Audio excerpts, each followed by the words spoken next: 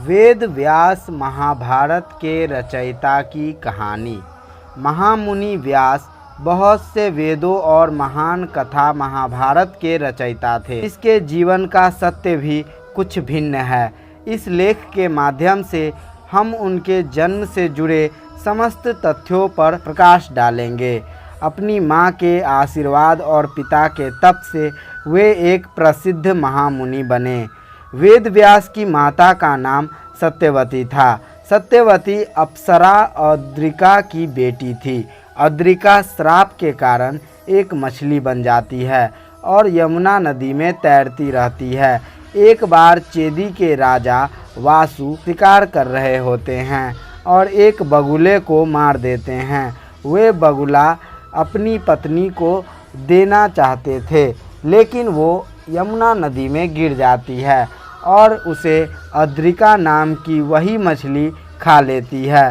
राजा उस मछली को पकड़कर उसका पेट काटता है और देखता है कि उसके पेट में दो बच्चे होते हैं, एक लड़का और एक लड़की।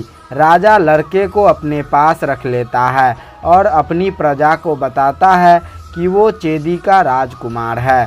राजा वासु उस लड़की को मत्स्य गांधी नाम के मछली पकड़ने वाले को दे देता है।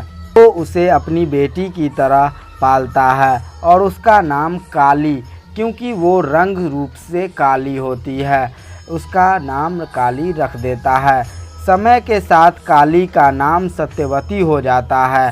सत्यवती के पिता नाव भी चलाया करते थे। सत्यवती अपने पिता के काम में उनकी मदद किया करती थी। सत्यवती अब बड़ी हो जाती है और उनके पिता उसके लिए योग्य वर तलाशने लगते हैं। एक बार दिन के समय सत्यवती की मुलाकात ऋषि पराशर से होती है। वे उसे यमुना नदी के दूसरे स्थान पर छोड़ने को बोलते हैं। सत्यवती के पिता किसी दूसरे कार्य में व्यस्त थे, जिस वजह से सत्यवती को नाव चलाकर ऋषि मुनि को यमुना पार ले जाना पड़ा। ऋषि मुनि सत्यवती के रूप से मोहित हो जाते हैं और विवाह के पहले संबंध बनाने का आग्रह करते हैं, लेकिन सत्यवती यह कहकर मना कर देती है कि वो ब्राह्मण है और सत्यवती मामूली मछली पकड़ने वाले की बेटी। ऐसा करने से उसके कुल की प्रतिष्ठा मिट्टी में मिल जाएगी। ऋषि मुनि सत्यवती की बात नहीं मानते हैं। तब सत्यवती ऋषि मुनि के श्राप से डर से उनकी बात मान जाती है, लेकिन उनके सामने एक शर्त रखती है कि वो उनसे कहती है कि अपने संबंध के बारे में किसी को भी पता नहीं चलना चाहिए, उनको कभी कोई गलत दृष्टि से न देखे, और ये भी बोलती है कि उनका पुत्र जगत में बहुत प्रसिद्ध और विद्वान हो, उसके ज्ञान की चर्चा दूर दूर तक हो। ऋषि मुनि उनकी ये बात मान जाते हैं और वेद व्यास के जीवन की शुरुआत होती है। ऋषि मुनि और सत्यवती का एक पुत्र होता है। ऋषि मुनि इसके बाद चले जाते हैं और वादा करते हैं कि वे सत्यवती से कभी नहीं मिलेंगे।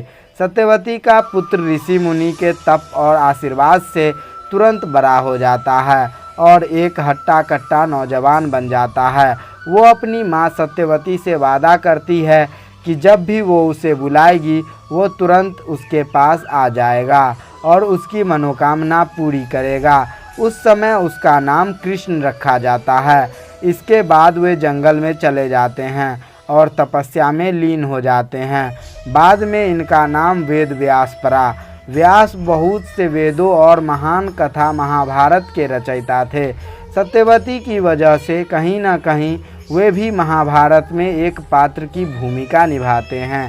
इसके बाद सत्यवती का विवाह हस्तिनापुर के राजा शांतनु से हो जाता है, जिससे उसके दो पुत्र त्रांगदा और विचित्रवीर्य होते हैं। धृतराष्ट्र और पांडव विचित्रवीर्य के पुत्र और सत्यवती के पोते थे। महाभारत से जुड़ी ऐसी ही कहानियों के लिए चैनल को सब्सक्राइब करें।